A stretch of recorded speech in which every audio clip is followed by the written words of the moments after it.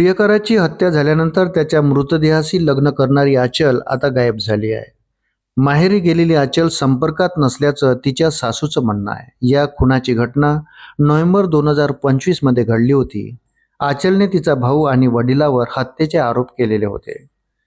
नांदेड शहरातील जुनागंज भागातील आचल मामिडवाड या तरुणीचे सक्षम ताटे नावाच्या तरुणासोबत प्रेमसंबंध होते.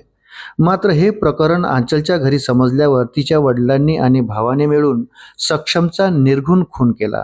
सक्षमवर आधी गोळी झाडण्यात आली आणि नंतर त्याच्या डोक्यात फरशी घालून खून करण्यात आला. भाऊ आणि वडिलावर हत्येचा आरोप आचलनेच केला होता. विशेष म्हणजे सक्षम हा आचलच्या भावाचा मित्र देखील होता. यामुळे त्याचे तरुणीच्या घरी येणे जाणेही होते. मात्र त्यांच्या प्रेमाची भनक लागल्यानंतर या प्रेमास तरुणीच्या घरून कडाडून विरोध झाला.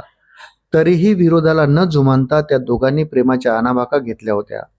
हत्येनंतर आचलने चक्क आपल्या प्रियकराच्या मृतदेहाशी लग्न केलं आणि त्याच्या कुटुंबाचं कुंकू देखील लावून घेतलं.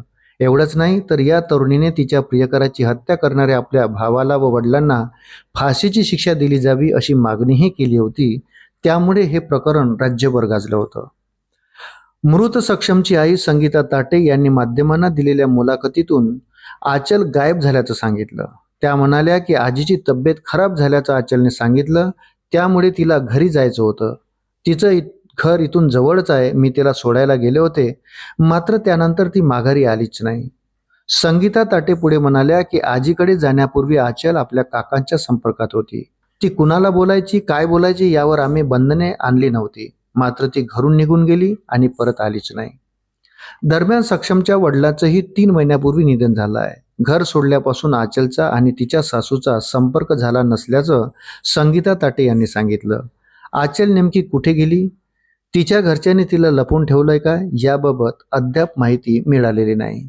अशाच नवनवीन अपडेटसाठी व्हिडिओला लाईक आणि चॅनलला सबस्क्राईब जरूर करा. धन्यवाद.